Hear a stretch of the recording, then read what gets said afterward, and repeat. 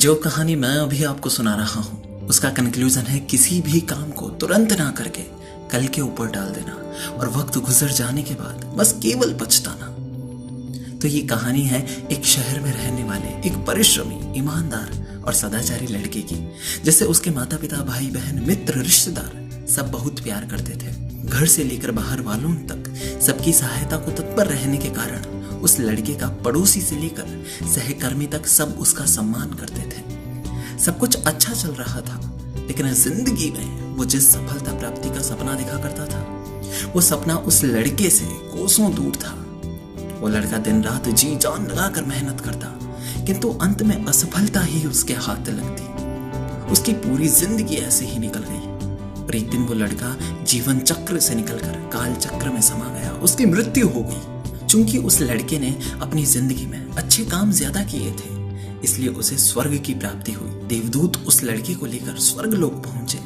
स्वर्गलोक का अलौकिक दृश्य देखकर वह मंत्रमुग्ध हो गया और देवदूत से पूछा, ये कौन सा स्थान है? देवदूत ने कहा, ये स्वर्गलोक है। तुम्हारे अच्छे कर्म के कारण तुम्हें स्वर्ग में स्थान प्राप्त हुआ है। अब से तुम यहीं रहोगे। ये सुनकर वो लड़का बड़ा खुश हुआ। देवदूत ने उसे वो घर दिखाया जहां उसके रहने की व्यवस्था की गई थी। वो एक आलीशान घर था। इतना आलीशान घर उसने अपने जीते जी अपनी जिंदगी में कभी नहीं देखा था। देवदूत उसे घर के अंदर ले गया और एक एक करके सारे कक्ष दिखाने लगा। सभी कमरे बहुत सुंदर थे और अंत में देवदूत उसे एक ऐसे कक्ष के पास लेकर गया जिसके सामने स्वप्न कक्ष लिखा हुआ था। जब वो उस कक्ष के अंदर पहुंचा तो लड़का ये देखकर दंग रह गया था कि वहां बहुत सारी वस्तुओं के छोटे छोटे प्रतिरूप रखे हुए थे। ये वही वस्तुएं थी जिन्हें पाने के लिए उसने आजीवन मेहनत की थी, किंतु हासिल नहीं कर पाया था। आलीशान घर, कार, उच्च अधिकारी का पद और ऐसी ही बहुत सी चीजें जो उसके सपनों में ही रह गए थे। वो सोचने लगा कि इन सब चीजों को पाने के सपने जब मैं जिंदा था तब देखे थे, किंतु वहां तो मुझे मिले ही नहीं।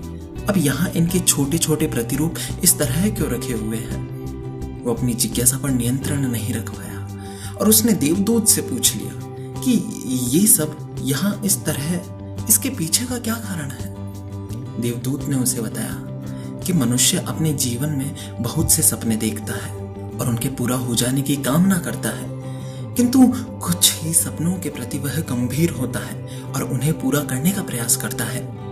ईश्वर और ब्रह्मांड मनुष्य के हर सपने को पूरा करने की तैयारी करते हैं, लेकिन कई बार असफलता प्राप्ति से हताश होकर और कई बार दृढ़ निश्चय की कमी के कारण मनुष्य उस क्षण प्रयास करना छोड़ देता है जब उसके सपने पूरे होने वाले ही होते हैं। उसके वही अधूरे सपने यहाँ प्रतिरूप के रूप में रखे हुए हैं। तुम्हारे सपने भी यहाँ प्रतिरूप के रूप में रखे गए हैं। अगर तुमने अंत समय तक हार नहीं मानी होती तो उसे अपने जीवन में प्राप्त कर चुके होते और शायद उनके प्रतिरूप तुम्हें यहाँ देखने को नहीं मिलते। उस लड़के को अब अपने जीते जी की हुई सारी गलती समझ आ चुकी थी, किंतु मरने के बाद अब वो कुछ नहीं कर सकता था।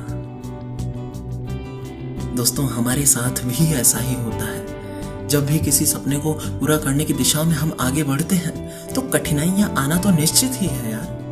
इसलिए किसी भी सपने को पूरा करने की दिशा में काम करने के पहले ये दृढ़ निश्चय कर लें कि चाहे कितनी भी मुश्किलें क्यों ना आए, चाहे कितनी भी बार असफलता का सामना क्यों ना करना पड़े, हमें अपने सपनों को पूरा करने की दिशा में तब तक प्रयास करना है जब तक कि वो पूरे नहीं हो जाते।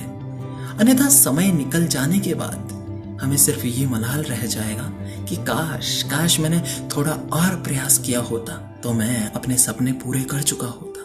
दोस्त, अपने सपनों को अधूरा मत रहने दो यार। दृढ़ निश्चय और अथक प्रयास से उन सपनों को हकीकत में तब्दील करके ही दम लो यार। दोस्तों, अगर आपने ये कहानी पूरी सुनी है और अगर आप इस कहानी से इंस्पायर हुए हैं और अगर आप भी ऐसा करते हैं कि अपने सपने को पूरा होने से पहले ही हार मान लेते हैं या फिर अपने कदम पीछे इसलिए खींच लेते हैं कि मैं ये आज नहीं कल करूंगा, तो दोस्त ऐसा मत करो यार। और अगर आपके साथ साथ आपकी कॉन्टैक्ट लिस्ट में, आपकी फ्रेंड लिस्ट में या फिर आपके आसपास आपका जानकार कोई ऐसा करता है तो प्लीज उसे ये वीडियो शेयर कर दो यार। हो सकता है शायद ये कहानी सुनने के बाद वो अब ऐसा ना करे, वो आज का काम कल पर ना टाले और अपने सपने को दृढ़ निश्चय करके पूरा करे। तभी तो वो सफल होगा, तभी तो वो आगे मेहनत करेगा और तभी वो अपने सपनों को शायद इस कहानी के अनुरूप स्वर्ग लोक में प्रतिरूप में ना देखे।